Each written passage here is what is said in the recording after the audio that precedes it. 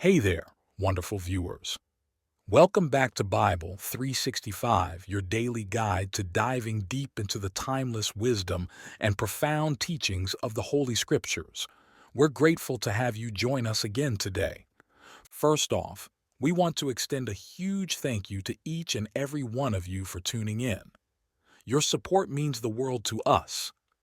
Remember, your thoughts, questions, and experiences are invaluable to us. So don't hesitate to drop a comment below and let us know your thoughts as we go along. This channel is all about building a community of like-minded individuals who share a passion for understanding the Bible. Now let's get ready for an insightful and inspiring session.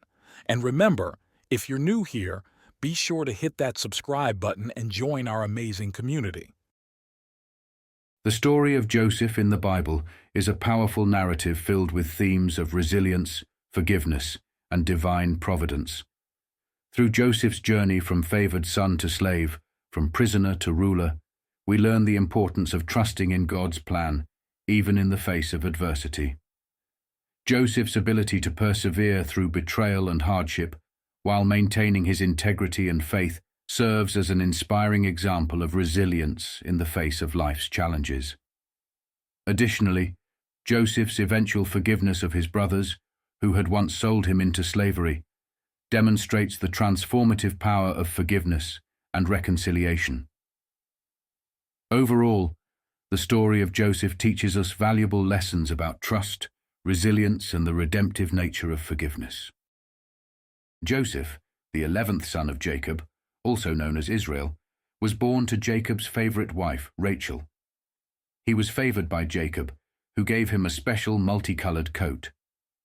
Joseph's brothers were envious of this favoritism. Joseph had two dreams that implied his family would bow to him, further inciting his brothers' jealousy and anger. When Joseph was 17, his brothers plotted to kill him, but instead sold him to a caravan of Ishmaelites for 20 pieces of silver. The Ishmaelites took Joseph to Egypt, where he was sold to Potiphar, an officer of Pharaoh and the captain of the guard. Joseph excelled in Potiphar's house, earning his master's trust and being put in charge of the household. However, Potiphar's wife falsely accused Joseph of attempting to seduce her after he resisted her advances. As a result, Joseph was thrown into prison, but in prison, Joseph found favor and was put in charge of other prisoners. He interpreted the dreams of Pharaoh's chief cupbearer and chief baker, who were also imprisoned. The cupbearer's dream foretold his restoration to Pharaoh's service, while the baker's dream foretold his execution. Joseph asked the cupbearer to remember him and help secure his release, but the cupbearer forgot about him for 2 years. Time had passed when Pharaoh had 2 troubling dreams that none of his wise men could interpret. The cupbearer then remembered Joseph. Joseph was brought from the prison to interpret Pharaoh's dreams, which predicted 7 years of plenty, followed by 7 years of famine.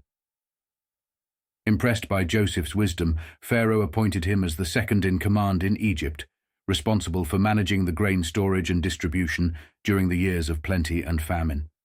Now, during the famine, Joseph's brothers came to Egypt to buy grain, not recognizing him.